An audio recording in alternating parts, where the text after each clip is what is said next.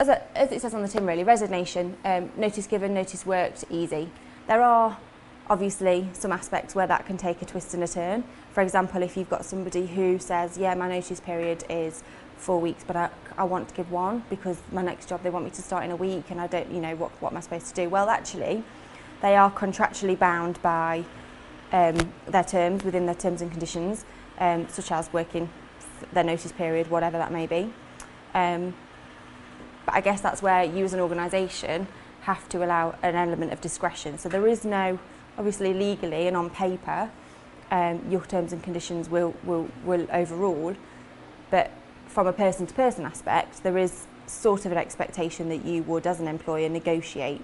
So if, for example, you know that a handover is absolutely essential to the next person picking that job up in a reasonable fashion, you wouldn't be unreasonable to say, no, can't do a week, it's going to be 2, but that's obviously much less than 4.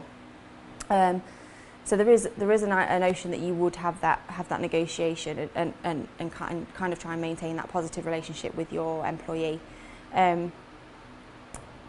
There is an aspect of the reason why I would always suggest trying to negotiate and trying to compromise is if you outright sort of said no and you failed to hear out the individual's reasons for wanting a shorter notice period, you could kind of find yourself in a bit of difficulty in regards to frustration of contract and potentially preventing the person the right to work. So if, for example, they were to lose that job offer and you weren't able to develop them or progress them in the way that job can, you are arguably preventing them the right to work. What happens if the employer says, no, you've got to work your notice period, and the employee just says, no, I'm leaving right now? Frustration of contract, and it is a breach of contract on the employee's part.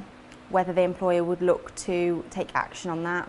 Is it very common that they do? Not usually. I know from any of the organisations I've worked in, if an employee has just left prior to their notice completing or prior to even starting notice period, we have always just allowed it to go, because it's more admin than it's worth, it's more time than it's worth, and actually more funds than it's worth as well. So usually, you would just sort of cut ties, and I guess you live and you learn. You would make sure that your HR system can somehow document that individual didn't work a notice period, so that then if they were to look to come back to you, again back to legislation, you do need to be really careful about giving a bad reference, giving a reference with anything other than factual detail. Not that if somebody hasn't worked their notice period it isn't fact, but if you've not disputed it with them and it's not in the terms that you can provide information relating to their employment to any future employer if they write to you and ask,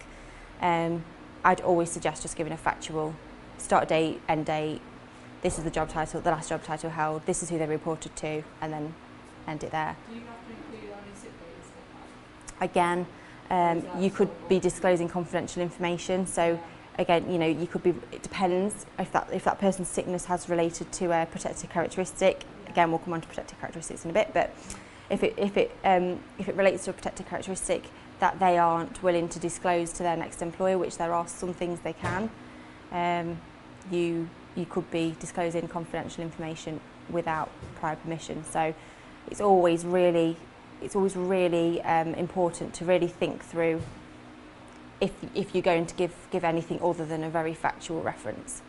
But yeah, in terms of an employer, potentially if they asked, did they work the notice period, and you know they didn't, I'd just probably have your head screwed on about that, really. You can't say, oh yes, they did, and they didn't. Yeah, I mean, what I would say is quite often an employer will provide previous employer with a form and say, can you complete this?